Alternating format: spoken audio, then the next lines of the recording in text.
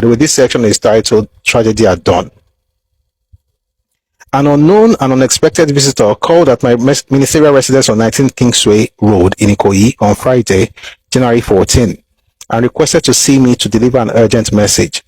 When I received him, he introduced himself as an NPC intelligence agent with his identity card as proof. He said he was under instructions by my party to report through only one person, Alhaji Wada, the defense minister. But because Alhaji Wada was abroad, he had an extremely important information, he decided to contact me as he understood I was close to the PM. He urged me to immediately inform the PM to press striking customs men to call off their action promptly.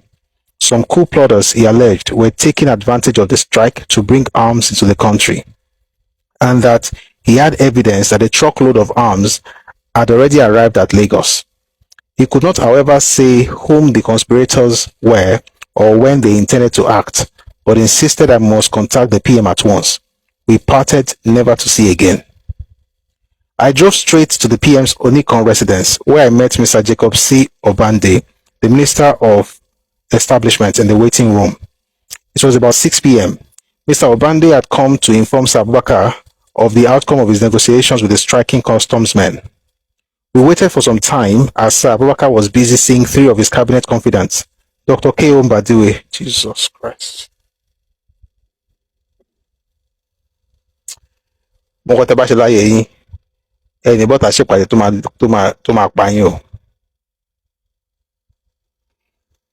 Remember this name.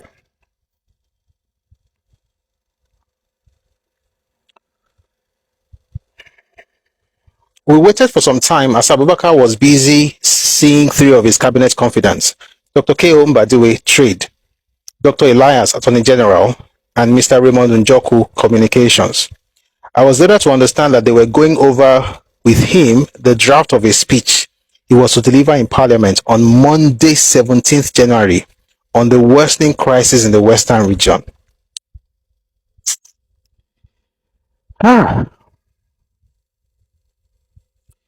When was this happening? Friday, January 14. Planning a speech for January 17. If you read the special branch report that was published in April of 66, apparently some of these civilians were part of the coup that was going to happen the day after. That was on Saturday. So they knew that I would never deliver this speech on Monday. Call on shower. Call on my shower. After the group left, the PM's aide-de-camp, Captain N. Tompolomio, informed us that we could not see Sir Abubakar because he was already having a haircut. I decided to ignore the suggestion and asked Mr. Obande to follow me into where Sir Abubakar and the barber were. I pleaded with Sir Abubakar to give us only 2 minutes, which he agreed, and asked the barber to excuse us, see it as a scare. He assured us that there was no cause for alarm, and asked Obande to see him at work the following morning with a written report. When I insisted he should take the matter more seriously, he asked us to get out and leave him alone. As we were leaving, he called me back to say he understood Chief Akintola, the Western Region Premier, had gone to Kaduna earlier that day with another scare story for Sir Amadu, but that he had already telephoned Sir Amadu asking him to disbelieve Akintola's story. He did not, however, say what the scare story was. I left for my residence, rather baffled. Meanwhile, there had been a lot of noise around my home that evening with TV music blaring at a send-off or welcoming party Brigadier Shagari Memalari, the commander 2nd Brigade Headquarters, was holding for his officers at his 11 Thompson Avenue residence. Later in the small hours, I heard some gunshots, but somehow thought they were all part of the revelry by the officers. So I returned to my sleep. But moments later, my steward woke me up to say Alhaji Amadu Kofi, the Deputy Permanent Secretary at the Ministry of Defense, wanted to see me urgently. Coming down the stairs, I noticed there was no electricity, which I attributed to the usual power failure. Alhaji Kofi informed me there had been a mutiny in the army and some rebels had abducted the PM and Chief First Sam Okotiebo. the Minister of Finance. Okotiebe was also the NCNC Federal Parliamentary Party leader and a key link in the NPC-NCNC alliance. Curfew said he understood Major General JTU Ironsi, that will be Everett's Nigerian successor as GOC, and Brigadier Memalari were trying hard to organize a counter-action. Memalari, it later emerged, had been alerted before the rebels reached his home. While walking to nearby Dodan barracks, he spotted the car of Major Emmanuel A. Ifajuna, whom he beckoned to stop. Ifajuna came out and calmly shot him dead. Kufi then advised me to take care and left. I tried using the telephone but found it had been cut off. Then another visitor came in. It was Mr. T.A. Fagbola, the Commissioner of Police Special Duties, who briefed me on the rebellion and also advised me to take care. I walked to the residence of my neighbor, Chief Adeniro Ogunsoya, the NCNC Minister of Housing, woke him up and informed him of the revolt. Then I drove my small Datsun car to the home of Transport Minister Dipcharima at number 1B, Bodillion Road, where I also woke him up and broke the news, returning home at about 5 a.m. I notified my family and then that of my other neighbor, Alhaji Inuawada, who was overseas of the mutiny. At about 7 a.m., I returned to Dipcharima's residence to meet with some NPC ministers who had gathered there. Dipcharima was then the most senior NPC minister available. We received the latest reports on the situation, first from Alhaji Maitama Sule, Minister of Mines and Power, who had visited the PM's residence by bicycle. We then heard from Alhaji Ibrahim Tako Galadima, the acting Minister of Defense, who had brought along with him Chief Fani Kayode. Chief Fani Kayode said he had been fetched from Ibadan early that morning by rebels and locked up at the Federal Guard officers' mess in Dodan Barracks, where the mutineers initially made their headquarters disguised in army uniform. Loyal troops handed him over to Alhaji Galadima, and who had called in at the barracks, which was within a stone's throw of his residence. Visibly shaking, Chief Fani Kayode requested to be taken to a hideout somewhere in Ikoyi to await further developments, and was duly escorted. The acting Minister of Defense assured us that Major General Ironsi was doing his best to arrest the situation. Maitama Sule and I were separately detailed to explore with our absent NPC and NCNC colleagues the possibility of naming someone to stand in for the PM. I was consulting with NCNC ministers at Dr. Mbadiwe's residence when we heard that the northern and western premiers, Sir Ahmadu Bello and Chief Akintola respectively, had been assassinated. Hence, I rushed back to Dipcharima's residence, where I found my colleagues in a state of shock and desperation. However, we decided to recognize Dipcharima, a Kanuri from Borno, as our interim leader, and to ask acting President Dr. Rizu, President Azikiwe was away on leave, to appoint Dipcharima acting Prime Minister. We also summoned Major General Ironsi and gave him full authority to use every force at his disposal to suppress the rebellion.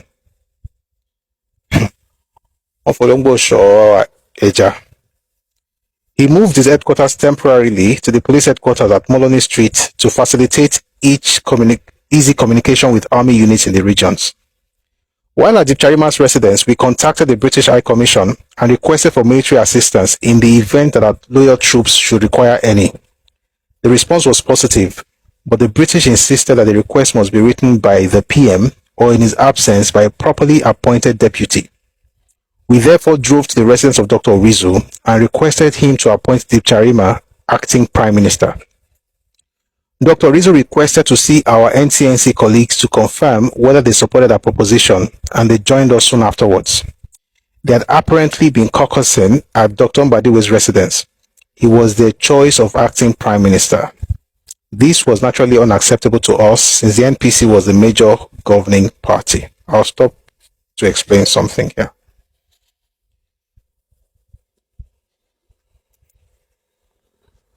I mean, we don't have to go through the events of the coup itself. We talked about it.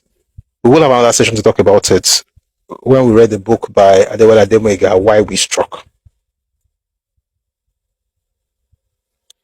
We also read about what happened to Memalari and how he was killed by Ifajuna.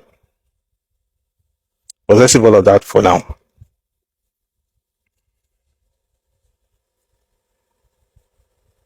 With everything happening,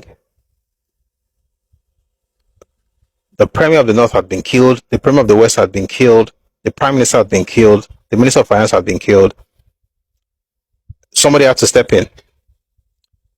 Thank you, Ferrari, on Facebook. Somebody had to step in to do something. And so the NPC said, okay, the most senior member of parliament is Dipcharima, who is not even Fulani or Hausa, is Kanuri. He should be the acting prime minister because we can't find a prime minister. This was morning on this was Saturday morning.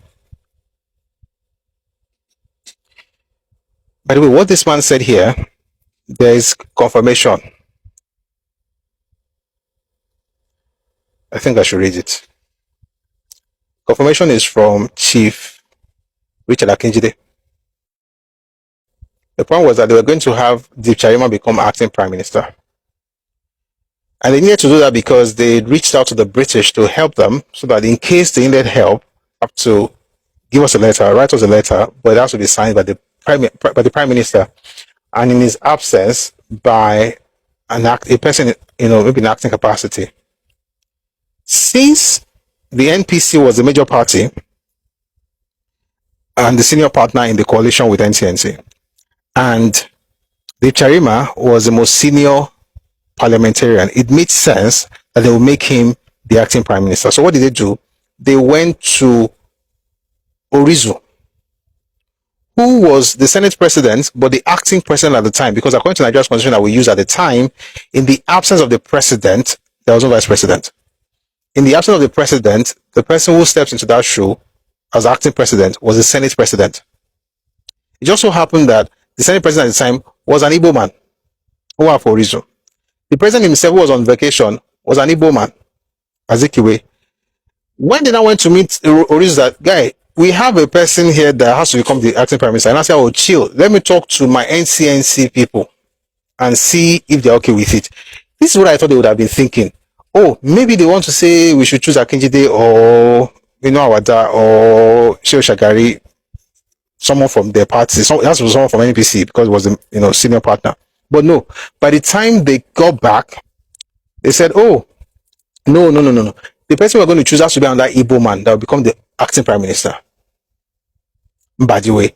The same Mbadiwe, 24 hours prior, was having a meeting with Tafawa Balewa, working on the speech that he was going to deliver on Monday, 17th.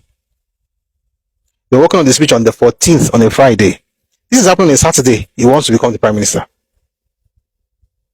Let me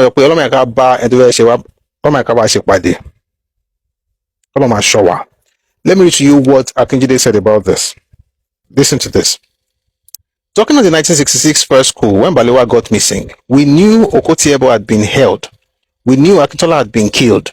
We, the members of the Balewa cabinet, started meeting. But how can you have a cabinet meeting without the prime minister acting or prime minister presiding? So unanimously, we nominated acting prime minister among us. Then we continued holding our meetings. Then we got a message that we should all assemble at the cabinet office. All the ministers were requested by the GOC of the Nigerian Army. General Ironsi to assemble, the GOC of the Nigerian Army, General Ironsi to assemble. What was amazing at the time was that Ironsi was going all over Lagos unarmed. We assembled there, having nominated Zana Dipcharima as our acting prime minister in the absence of the prime minister, whose whereabouts we didn't know. We approached the acting president, for Rizu, to swear him in because he cannot legitimately act as prime minister except he is sworn in. For Rizu refused. He said he needed to contact Zik, who was then in West Indies. Under the law, that is the Interpretation Act, as acting president, for Rizu has all the powers of the president. The GOC said he wanted to see all the cabinet ministers. Okay, let me just stop here. I'll come back to this one later. The point is that he's saying that for Rizu was the acting president, and they had approached him to appoint Dipcharima as the acting prime minister, but he refused and said he had to talk to Zik first. And he also had to talk to his people in NCNC. Now, when they were done talking, whatever talk they were talking, Mbadiwe said, they said it was Mbadiwe that was going to become the acting prime minister, which makes no sense. Why? NCNC, that Mbadiwe, Orizu, Azikiwe belonged to, they were the junior partner in the alliance. That's one. Number two, we would have been in the situation where the 1944 dream would have happened in 1966, just like that, where you would have an Igbo president, an Igbo Senate president, an Igbo prime minister.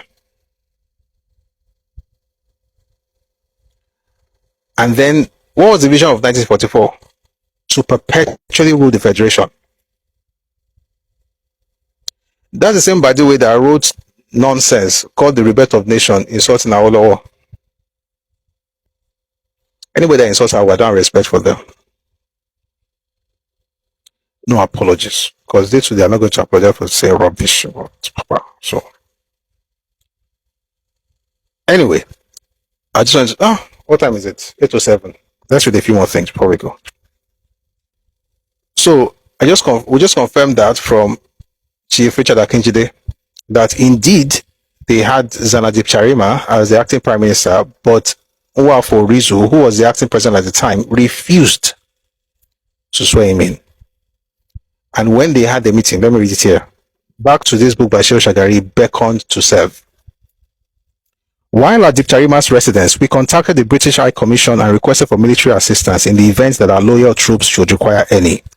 The response was positive, but the British insisted that the request must be written by the PM, or in his absence, by a properly appointed deputy. We therefore drove to the residence of Dr. Rizu and requested him to appoint Dipcharima acting prime minister. Dr. Rizu requested to see our NCNC colleagues to confirm whether they had supported our proposition, and they joined us soon afterwards. They had apparently been caucusing at Dr. Mbadiwe's residence. It was their choice of acting prime minister. This was naturally unacceptable to us since the NPC was the major governing party. NPC had more than half the seats in parliament. How on earth would they be the junior partner? Or would they allow Mbadiwe to become the prime minister? Thank you, Olu, Igbo president, Igbo prime minister, Igbo senate president, Igbo head of military. And that's why I say, well, as we continue, whatever we can get into today, maybe you have not heard it before, you discover that the coup was planned in such a way that I jokingly, but seriously actually, I call it two-factor authenticated coup. There was a part of the civilian, there was a part of the military. The civilian did not work, then they switched to military. The military coup itself it had dual purposes.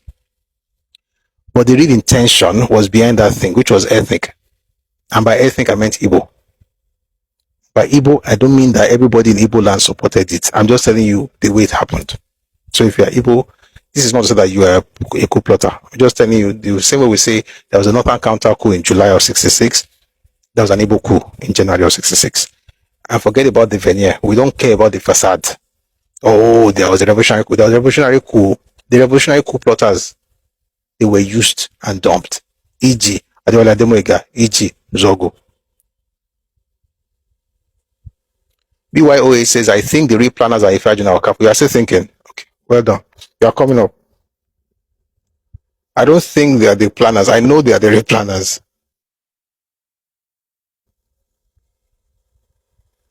I know they are the real planners. And I know that because of the document that we have in Telegram channel. Again, it's not a very popular document, and you will not find it. That's why I put it in the Telegram channel, Red Omi Global. You'll find it there. Here's the point. After they had done what they did, this was before anybody talked to Zogo. Everything was still scattered. This was Saturday morning. Nobody had reached out to Zogo at this point.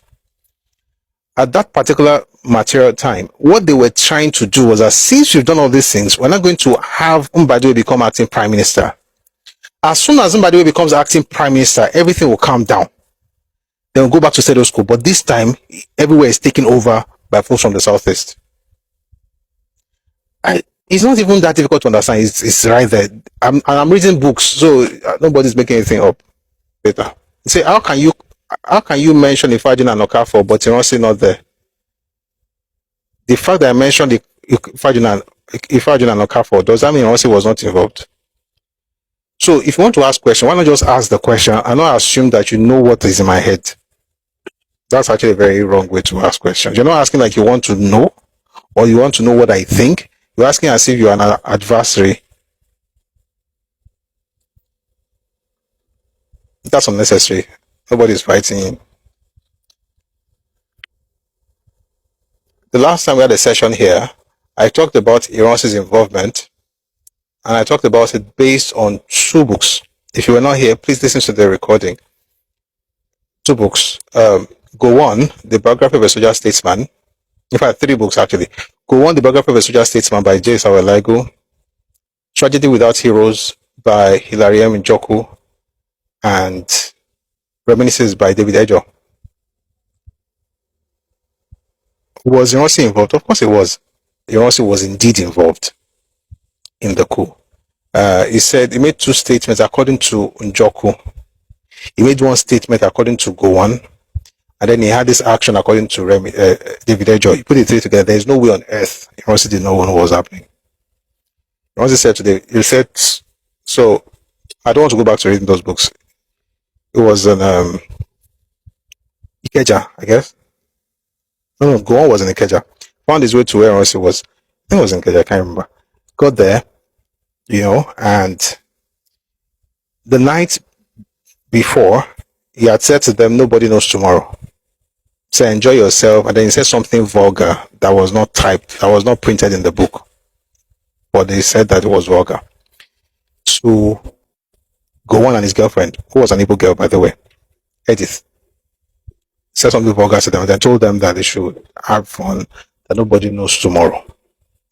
Go On said he didn't understand the import of that statement until the early hours of that day, because they met around 12 p.m., around 12 midnight, or past 12 thereabout. I didn't know what that thing meant until around 5 a.m. because that was when he was woken up to be told that something had happened. From Njoku's angle, Njoku said they were all together. Ojukwu was there, Go On was there, and then Ironsi was there. And Ironsi looked at them and said, oh, maybe not look at them, just talking to himself, but they said they will not kill anybody. Ojukwu said as soon as Ironsi made that statement, you find this in his book, A Tragedy Without Heroes. He said as soon as Ironsi made that statement, that Go On looked at him, and from that day, he lost credibility with Go On, because Go On believed that there is no way Ojukwu did not know about what happened before that day. Why? Because Ironsi was literally saying that, but they said they will not kill anybody. And later on, as we were having conversations, he made another statement to himself when he said, but they said there will be no bloodshed. So Ironsi knew about it. And if that's not enough, let's read a few more things before we leave. While we were at Orizu's residence, Major General Ironsi, who had seemingly secured Lagos, came in with some armed escorts. He requested for a tete-a-tete with Orizu. The two had about 40 minutes discussion in another room, while we waited anxiously in the sitting room, with the armed soldiers standing and staring at us. When Major General Ironsi finally emerged, he talked to Dipcharima sort of Ose, and then of Ochi, and then drove off with his troops. Dr. Orizu then joined us, regretted his inability in the circumstances to oblige our request. He suggested we all return to our homes and wait until we were required.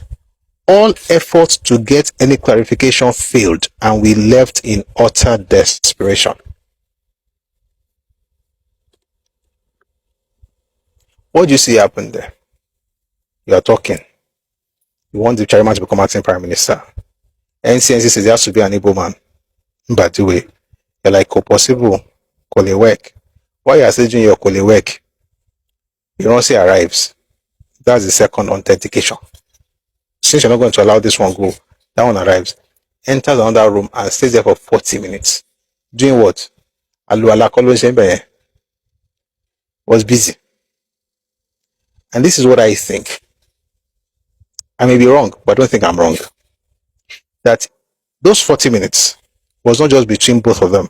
I believe, I may be wrong, but I believe that they were on a call with Azikiwe. How could I have that kind of belief? Because the very next day, Azikiwe had a press conference and he referred to a call with Nigeria and told the world what Nigerians did not even know and what Nigerians would not know until 11:50 p.m. of Sunday 16th. Azikiwe told the world in the evening of that same day, announcing that we now had a new Oga, a new sheriff in town, who would be Ironsi. How on earth would they know those things if he was not on a call? And he said he was on a call. He said it. You know what? In my mind, I think people are wondering, where did he say it? Let me see if I can find that video and play it so that you can listen to it. He said it. I was on a call with Nigeria. Brilliant. I found it. Please take a listen to this. From the information at my disposal, the cabinet decided to transfer power to him as the general officer commanding the armed forces. It means an abdication of power. Number one, he said the cabinet surrender power to him. That did not happen. In fact, you know what? Let me answer you by reading what Akinjide said. Our people did pyro from buruku for many years. And the good thing is that the ones who were also there, also thought, maybe the other was just louder than the other. Let me tell you what Akinjide said.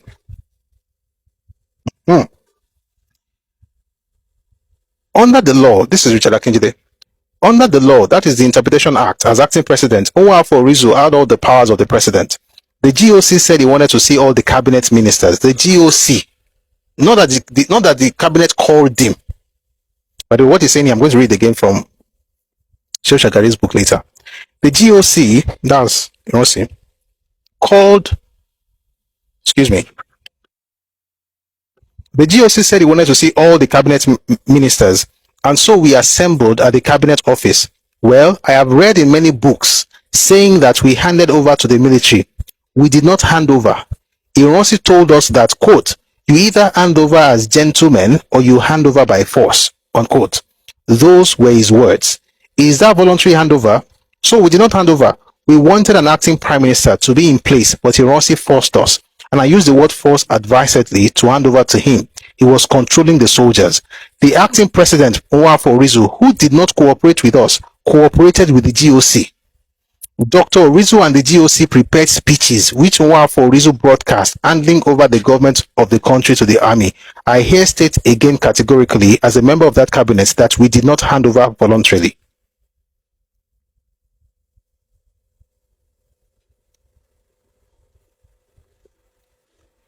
The first statement that we hear from Zik here is that the cabinet handed over power to... Now listen to what he said. Again, you have to pay attention. Rewind there. He didn't say they handed over to the GOC. He didn't say the GOC. He didn't say General Officer Commanding of the Nigerian Army. Which was what the GOC was. The General Officer Commanding of the Nigerian Army. That's what Welby Everett was, and that's what passed on to Ironsi.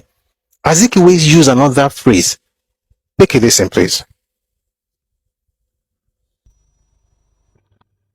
From the information at my disposal, the cabinet decided to transfer power to him as the general officer commanding the armed forces. It means an abdication of power.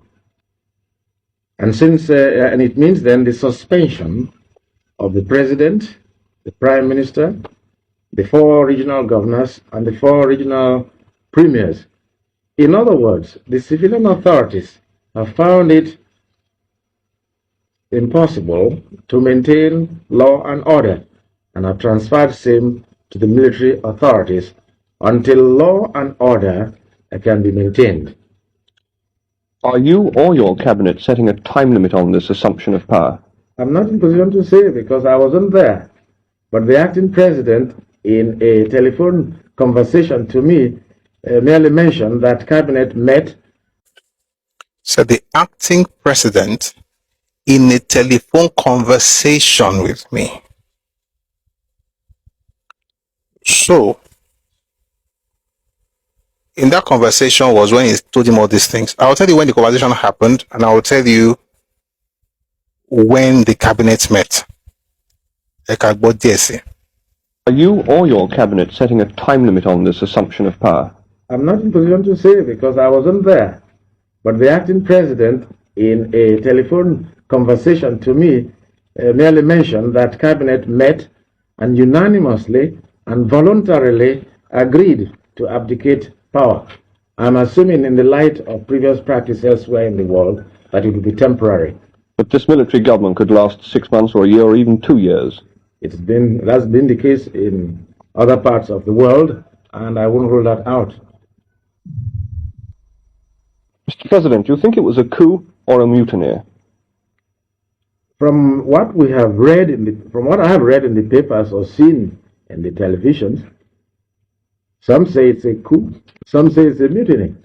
But I doubt if it's a coup on the evidence available, because...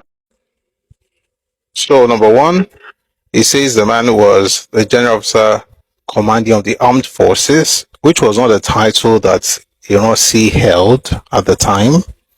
Number two, he said that there was a call. He was on a call with one for Rizzo, the acting president. Number three, he claimed that the cabinet voluntarily handed over power to the military. Well, the cabinet members are saying they did not voluntarily hand over power because they saw guns. Now, Akinjide said it earlier. Let's listen to Shagari. You know, every day I come here, you may not see anybody else with me, but I'm surrounded by people with their books, so they can talk, even though they are dead. So we read already how when they were at Orizo's residence, Ironsi arrived with some armed escorts and had a tete-a-tete with Orizo, that's Ironsi, and they were in a meeting for 40 minutes. Right? That was on Saturday. Let's rush and just read this thing very quickly.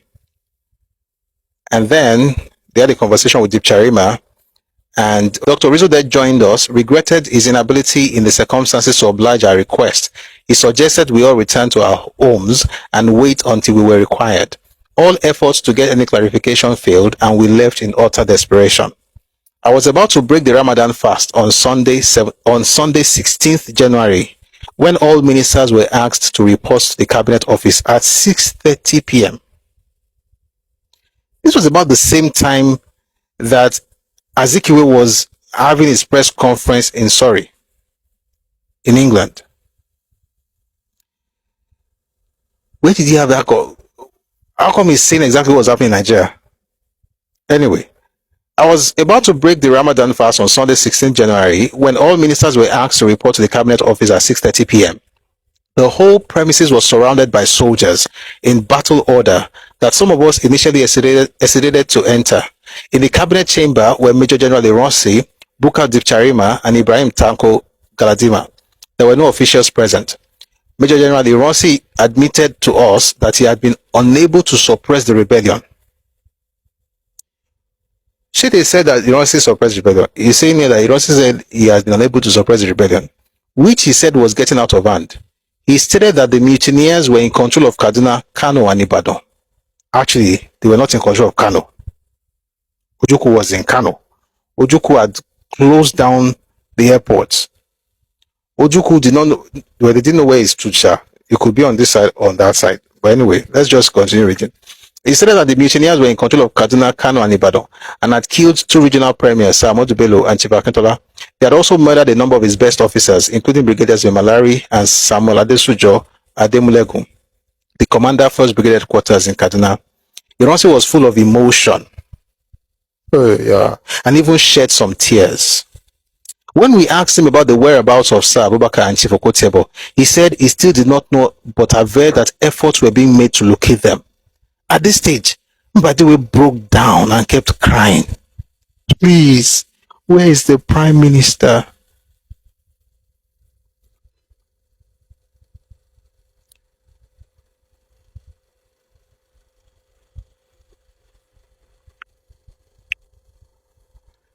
Mbadiwe that wrote letter to Prime Minister on Friday, wanted to become Prime Minister on Saturday, is crying about the Prime Minister on Sunday.